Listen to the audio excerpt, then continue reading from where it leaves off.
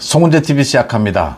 추석 연휴에 이어서 이번 연휴까지 민주당의 이재명의 구속영장이 기각된 것을 두고 많은 이야기들이 오고 가고 있습니다.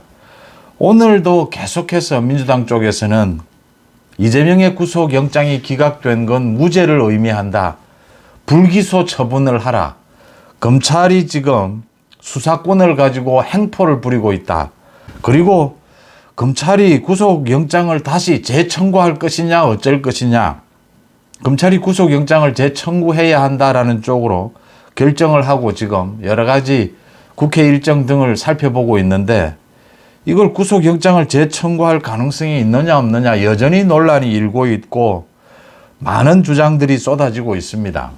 기자 생활을 하면서 검찰과 판사, 변호사들 이렇게 같이 소주를 한잔하거나 겪어보면 스타일이 좀 다릅니다.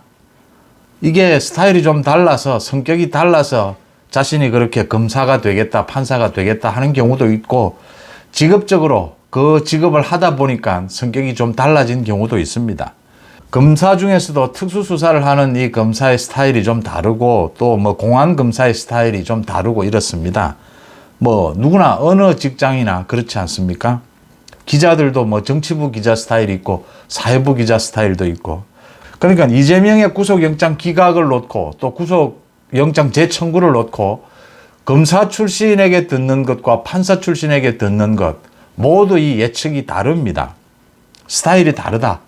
유창훈 부장판사의 그 판결문을 해석하는 이 방법도 다릅니다. 태도도 다르다라고 하는 것입니다. 이 부분 좀 자세하게 한번 짚어보겠습니다. 그러니까 일반 국민들이 법을 알기는 쉽지 않습니다. 법을 알기 쉽지 않기 때문에 그 부분을 파고들어서 민주당이 지금 이재명이 계속해서 자신은 무죄고 구속영장을 재청구해도 가능성이 없고 이런 이야기를 퍼뜨리고 있습니다. 먼저 휴일인데 이스라엘에서는 전쟁이 일어났고 아프가니스탄에서는 지진이 일어나서 수천 명이 숨지는 이런 일들이 빚어지고 있습니다. 또 중국 항저우에서 열린 아시안 게임은 끝이 났습니다. 축구, 배드민턴, 감동적인 또 이런 경기도 지켜봤습니다. 참 다이나믹합니다. 외국에서 일어나고 있는 전쟁, 지진이지만 이 어마어마한 인명 피해 앞에 마음이 무거워집니다. 유창훈이 이재명에 대해서 구속영장 기각을 내린 그 판결문. 그러니까 참 이게 1995년도에 형사소송법이 바뀌었습니다. 그때 정해진 겁니다. 영장실질심사라고 하는 제도가. 가능하면 구속시키지 않는다라는 게 원칙입니다. 그리고 이게 본안 재판이 있는데 거기에 앞서서 이제 구속시킬 거냐 말 거냐 이걸 판결하는 겁니다. 그러니까 조금 좀 우스운 면이 있긴 합니다. 이걸 판사 한 명이 이번에도 이재명의 이 세 가지 혐의에 대해서 판사 한 명이 밤에 들여다보고 밤새 들여다보고 자기 혼자 결정을 내리는 겁니다. 본안 재판하고 관계없이 구속 여부를 따지는 건데, 이번 판결문에도 보면 거의 세 가지 혐의에 대해서 유창훈 자기의 이 판결을 내리고 있습니다. 그러면 본안 재판에 가면 유창훈이 생각한 대로 재판이 되느냐? 아닙니다. 또 본안 가면 거기에 또 그 재판부는 긴 시간을 갖고 이제 증언들을 듣고 오래 신문을 해서 다시 결정을 하게 됩니다. 이제 구속 여부만 놓고 결정을 하니까 이런 절차가 생겨난 겁니다. 유창훈의 구속영장 이 기각에 대해서 판사들의 생각 다르고 검사들의 생각 다르고 제각각입니다. 이 취재를 해보면 법조인들도. 판사들은 대체적으로 구속영장이 기각될 수도 있는 것이다 라고 이야기합니다. 다시 한번 쉽게 좀 설명을 드리겠습니다. 유창훈이, 다른 판사들은 보통 100자에서 200자 정도 간략하게 구속영장을 기각하든 구속하든 그렇게 간략하게 판결문을 냅니다. 그런데 900자에 가깝게 이렇게 길게 판결문을 내렸습니다.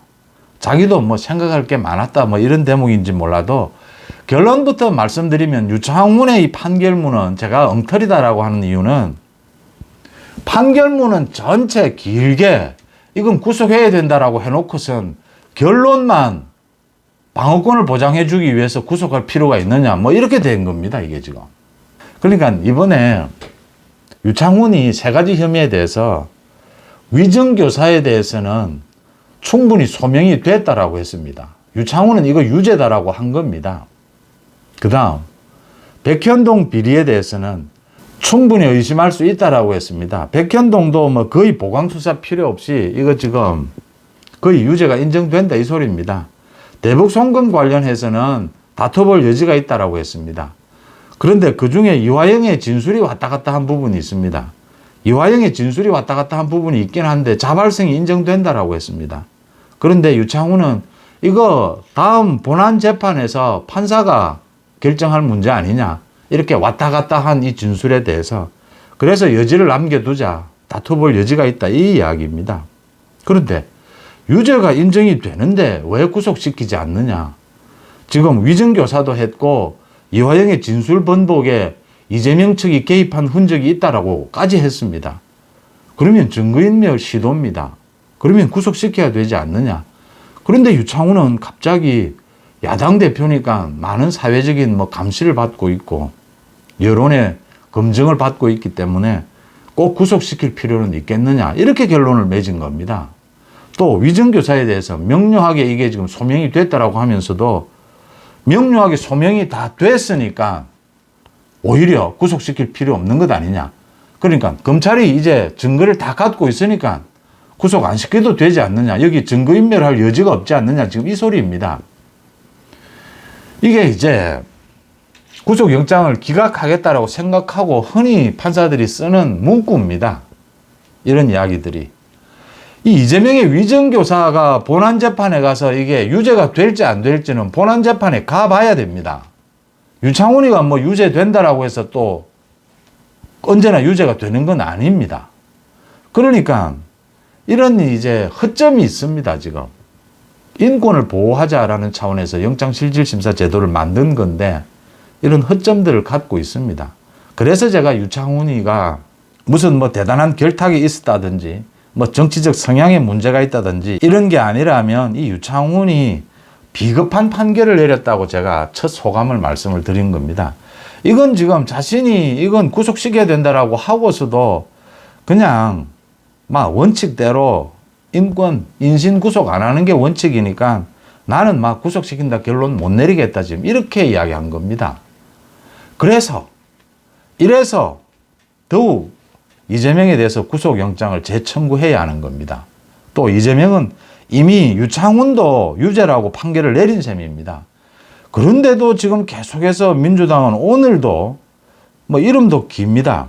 검찰 독재 정치 탄압 대책위원회 성명서를 발표를 해서 증거가 차고 넘친다며 온갖 공무상 비밀을 언론에 누설할 때는 언제고 이제와 보강수사 타령이냐라고 했습니다.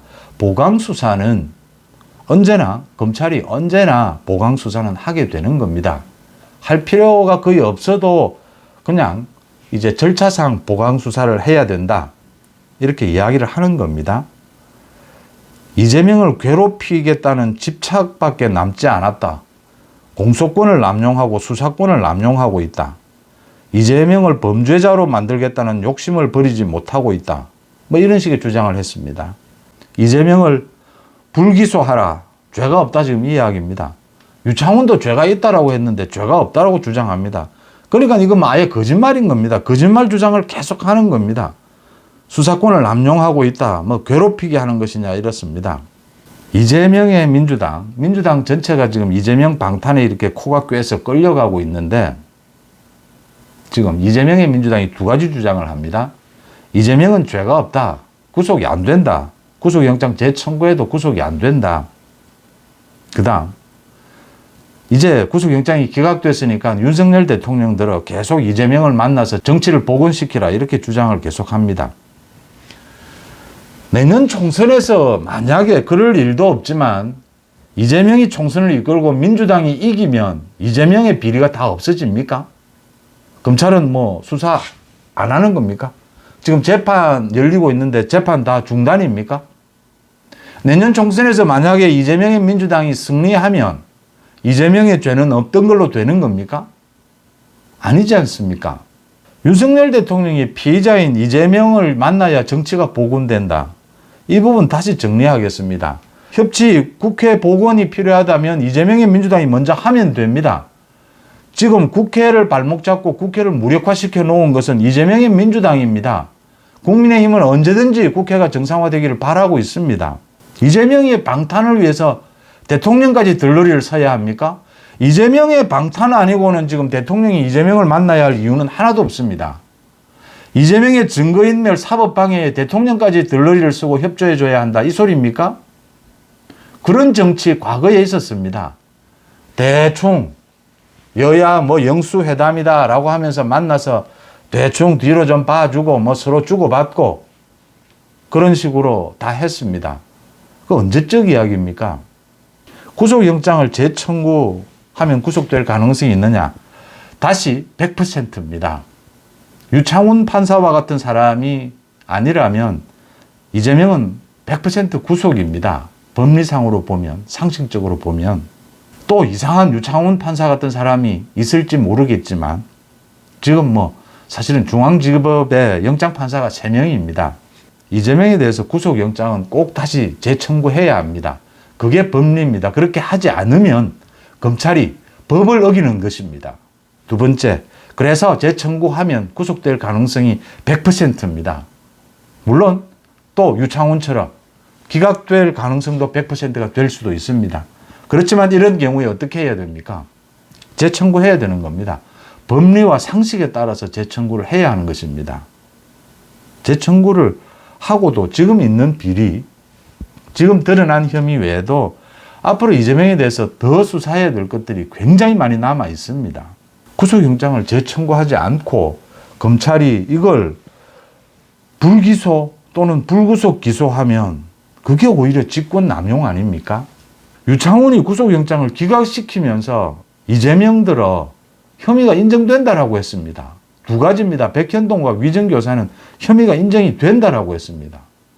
그런데 구속영장을 재청구하지 않는다. 구속해서 수사하고 재판받게 하지 않는다.